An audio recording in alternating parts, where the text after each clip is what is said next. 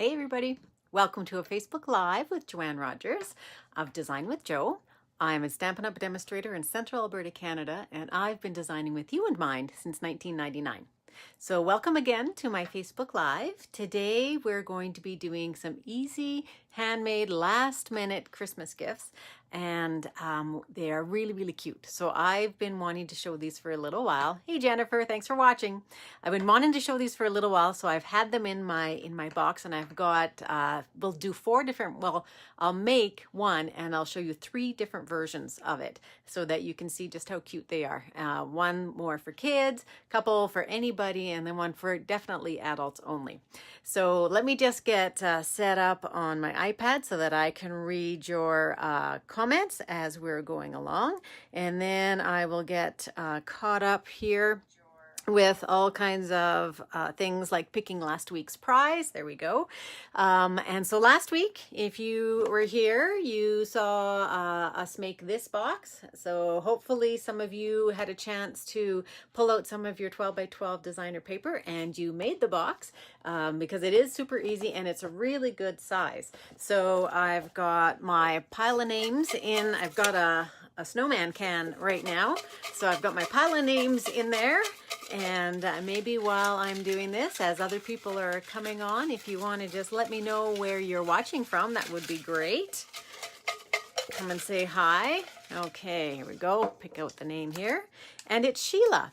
So Sheila, you live down east. So I'm not going to be able to send you the box, but I can send you a couple cards. So, oh, thanks, Jennifer. I'm glad you got the card today. Thanks.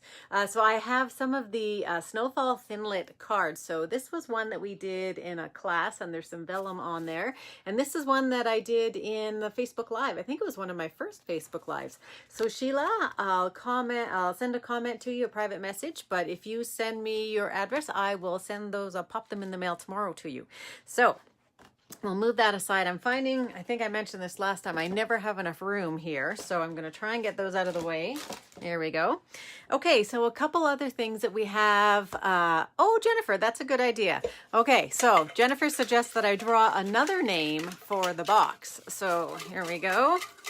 I will do that. And maybe it's somebody that's close, somebody close in town, and it's Barb. So it is. So Barb, I just saw you Monday, but this box is yours, got your name on it. Hi, Karen. Thanks for watching. So Barb, I will be in touch with you and we can try and get together. And if not, you'll have a box for next year too. So, okay. So that's done. So thanks, Jennifer, for that suggestion. So a couple things that I want to tell you guys about. So if you didn't catch this yet, so I was already in the New Year, the Happy New Year mode the other day. And so this little box, and I realize you're reading it backwards, but this little box is made with the takeout Thinlits. And you'll see here, my product of the week is embossing folders. And so this little guy, we normally see the takeout box like this, but he's turned upside down, and I have him decorated for New Year's, and there's some little sweet treats in there. And so I have a video for this. So you can see these yourself and you can make them. This takeout box is not on the retired list, so that's great. It's going to be sticking around for at least until the new catalog comes out. So this is a really fun little box. It's a good size. You can fit some stuff in there. So take a peek at that video. I think I posted this on Tuesday. So that's something you might want to look at. I also have my customer appreciation afternoon coming up. So if you live somewhere around Central Alberta, on January 6th, which is a Sunday afternoon from 1 to 4:30, I am having my customer appreciation, and it's going to be all about the new catalogs, the occasions catalog and the celebration. And I just started playing with the stuff this week out of the occasions catalog, and not celebration yet. I haven't done anything with the celebration item. Oh, yes, I have. and I'm enjoying it. So it's sort of nice. Hi, Judy. Thanks for watching. It's sort of nice to be out of Christmas mode. So this is the front of the catalog. And if you haven't seen it, it's really, really pretty. And it's keeping in line with the other two catalogs that we've seen this year, celebrating the 30 years for Stampin' Up. Beautiful colors, beautiful sets. And Celebration, if you're not aware of what Celebration is, it's when you get to pick free items. And so there are, I haven't even counted, but there's quite a number of free items in here. Stamp sets, paper, ribbon. There's some thinlits in there as well, that when you place an order during the time from January 3rd until March 31st, I think is the end of it. Let me just see. March 31st, then you'll be able to pick a free item in here, and they're great. So we'll be showcasing that at my customer appreciation. And I'm also starting next week to be posting some items out of the, thanks Jennifer, out of the catalogs. Yeah, Jennifer thinks there's 10 items that are up for grabs on Celebration. So there's something, I know there's something that you're going to want in here, because I have already picked quite a few of them. Hey Cheryl, thanks for watching.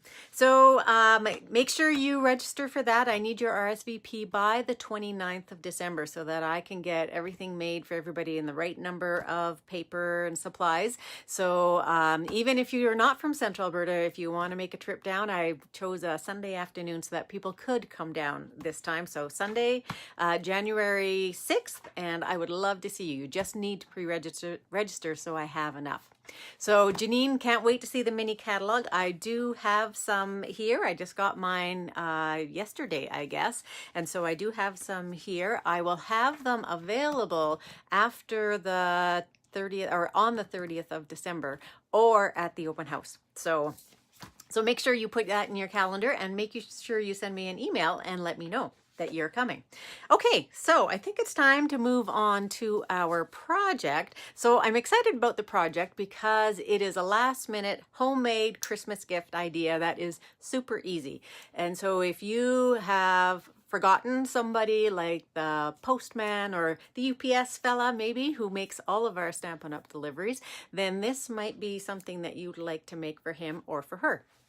So I'm going to point you down, and then we're going to get started on it. And at the end, I have 3 other different versions that I want to show you as well.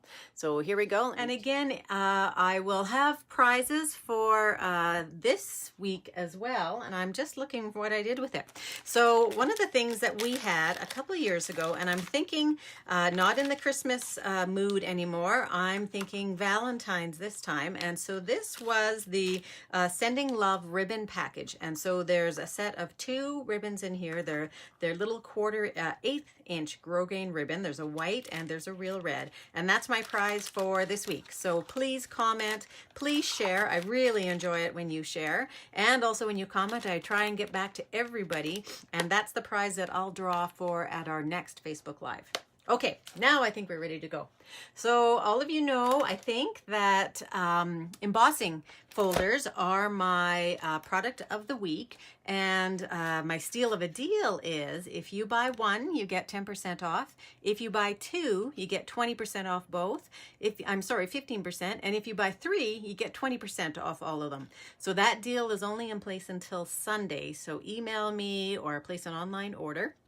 And so you can stock up on embossing folders. This is one of my probably all-time favorite techniques to use, is dry embossing, because it is so quick and it adds an element that is that raised element. It makes you want to touch the card. So what we're going to be working with today is the Polka Dot Basics, and we're going to be using the acetate card boxes. So this is the acetate card box. They come in a pack of 10, and they're intended, they go together just like a little box. So you just flip them open and they slide together like this. You have to use just a little bit of strength, and then they just close like this. And the same with the top. And you can fit 5 A2 cards in here and envelopes. So they make a wonderful little gift for somebody, a hostess gift. I've given away quite a number of these, or I'm giving away for Christmas this year. So that's what they're intended for, but that's not how we're going to use it today. So what we're going to do today is we're going to take an acetate card box and we are going to cut it in half. And what I did here is I cut it on my guillotine cutter. So and you would be able to do it with a pair of scissors. So get a good pair of scissors. I don't think I would use my snips for this just because the shaft isn't very long and you want to keep them really sharp. And this is pretty sturdy plastic. So acetate is what it is. So I used my guillotine cutter. I didn't use my Stampin' Trimmer. I didn't want to dull my blade too much, but a pair of scissors will do this. So what I did is I took a ruler and I went 2 7/8. And at 2 7/8, I made just a little tick mark and then I cut it. Either with scissors, that's the scissors movement, I guess, or my guillotine cutter. So that's what we're going to be working with. And we are going to emboss this. So when I emboss it, what I have found is that the regular embossing folders, so just the ones that are a bit narrower, not the dynamic ones, and I'll show you the difference. Let me just grab one here. Just pulled out the first one I came to, which is the subtle one, which you can't even see here, but subtle is one of my favorites for making linen look, but it's just a little bit too wide. And so it's too wide in two ways. One, we need to use an embossing folder that is the narrower one, and because otherwise it won't fit into our box. And this is too thick. I did try a narrower one, and I didn't like the look of it. It didn't go right to the edges. So what you're going to do is you are going to just open it up and slide your embossing folder in, and you can put it down as far as you want. I'm just going to put it down to where the line is. So my line where my fold on the bottom of the box is right there, and that's where I'm putting my dots down till. And what I want is I want to have the dots pop up at me this way. So what I have here is I have the raised image on the inside. So I'm just going to close that, and then I'm just going to run this through my Big Shot. Okay, so it's the regular standard platform. So I've got my Big Shot platform, one of my standard cutting pads, and I'm going to put another one over top. So just like normal, and then you're just going to run it through. And you might need to use your Popeye muscles for this, but it was not very, very difficult to run through. That's all that we need our Big Shot for. And then what you're going to get is raised images on your acetate card box. And so it is a really cool way to add some texture immediately to your card box. So now I'm just going to make this into the box. So that size was the perfect size to fit in this acetate card box. Okay, so I'm just going to close it up, make the bottom. I don't put any glue or anything to hold this in place, but there's your little box. So we're really done with the embossing part of this. And then what I'm going to do, I have some shred here. And this shred is just Celebrate It from that big box store that we don't like to talk about too much. But this stuff goes everywhere. But what I do is I give a good amount in here. And you'll see I'm not going to put anything in it until we're done the decorating. Okay, so I may need that later. So I've got that filled up. So now let's do all the stamping. So I'll put that aside. We're going to use Cookie Cutter Christmas, which hasn't seen a lot of love lately because it wasn't current in this year's catalog. So this one is still one of my favorites, especially Rudolph. I think he's my favorite, but we're going to use the Gingerbread Man today. And I've already pulled him out. And we're also going to use the words, which is wishing you a season as sweet and joyful as the friendship we share, I think. Nope, it's not. Oh, yes, it is. Okay, so that's the one we're using. So I've already pulled those out. We've got some real red and we have some crumb cake. And this is a piece of crumb cake. So I'm just going to open these guys up. And these ones you'll notice are the older stamp pads, which I am still using. I've got my Stampin' Pierce mat, and I'm just going to stamp my gingerbread. So because this is a solid image, because it's solid, I am going to wiggle it around a little bit on top of the pad to make sure it's well inked. And I'm going to go fairly close to the bottom of my piece of paper. Okay, and then he stamped fairly well. And now I'm going to pull in my builder punch, my cookie cutter builder punch. I'm going to use it upside down and I'm going to cut him out. And I cut a piece, this is just a scrap, but I cut a piece that's fairly narrow so that I'm not going to get all of these little pieces popping out at me. I'm going to get some of them, but not all of them. So you just center it, try and center them in there. Okay, and then punch it out. So I just want him. The rest is going to go in the garbage.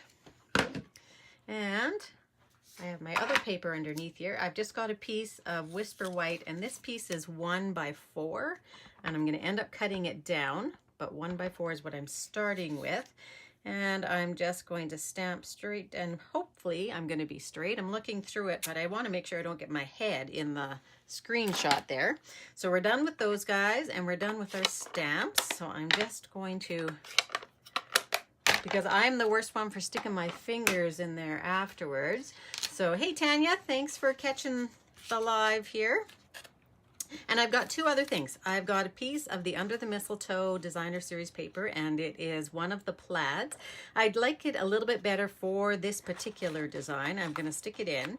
And the piece, you know what? I shouldn't have done that. I shouldn't have put those in first. I'm going to pull them out. So this piece here is cut to be, let me guess that last little bit of white there. It's got some static in it.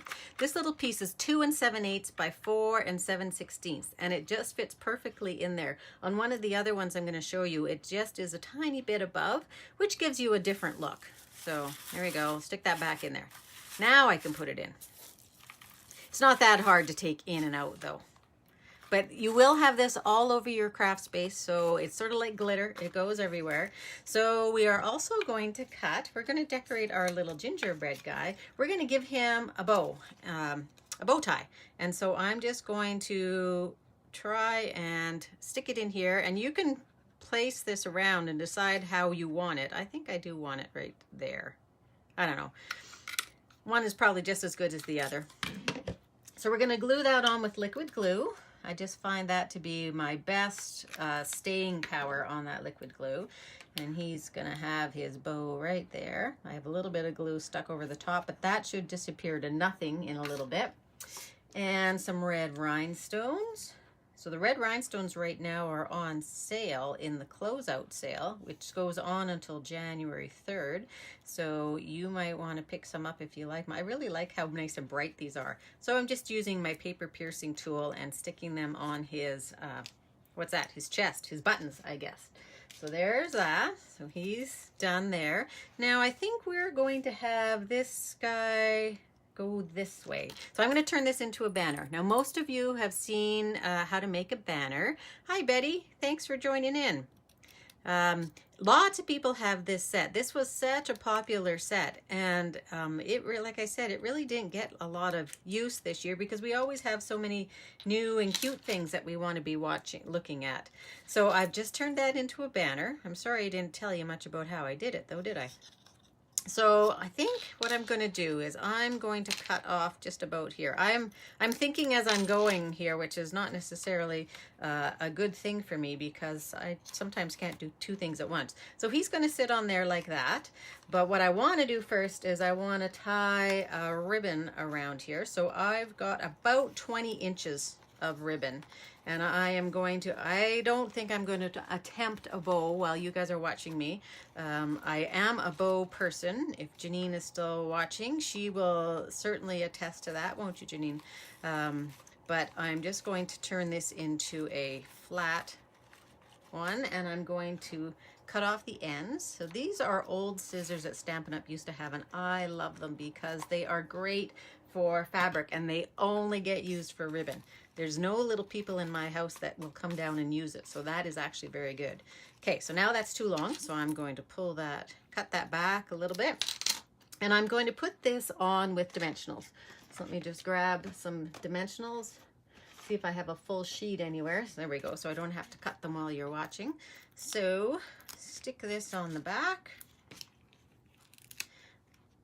I'm going to put a couple of these on, and why I'm doing that is I know that when I get my items in there, it tends to pop out a little bit. So if I put a few of these on, then I think it's probably going to sit there and stay. So I'm just going to take those off. You should see my table once I'm done my Facebook Lives. It really is quite a mess. So I take about, you know, a good 10-15 minutes just to clean up afterwards. So there's our words. Now we got to find our little guy again, and he's just going to go in here, and I'm going to need to cut that down, I can see. And I'm going to put him on with dimensionals as well. And I'm going to concentrate in the main part of his body here so that he really sticks well. Now you might think, oh, that's a bit of dimensional overkill, but I don't want him falling off. The worst thing is when you give something to somebody and you find out later that maybe the snail came off or whatever. So he's stuck down there really well. I'm going to cut that ribbon just a little. So there's just a tiny bit here. There we go. A little teeny weeny, just so that you know you have a ribbon. Okay, so I'm getting littered stuff here. So now he's decorated. Now all we need to do is put stuff inside. So what I found was some gingerbread hot chocolate, which I think would probably taste divine. So that's going to go in here. And a candy cane that I've just put a little ribbon on. So I found that you need to have more of the white stuff than less. So I'm going to put more in there after I've stuffed this. And then I've got an Andes chocolate and a mint. So, and I like the green, the matches of the green. So let's put in a little bit more of this because I don't want that going anywhere. I don't want it to be falling over. Same with that guy there. So here comes some more. See what I mean about it goes everywhere? Okay, so there you go. You can put in maybe another chocolate on this fella. So what you've got is a cute little gift that you can give someone. I would think I'd still want one more in there, a little bit more in there.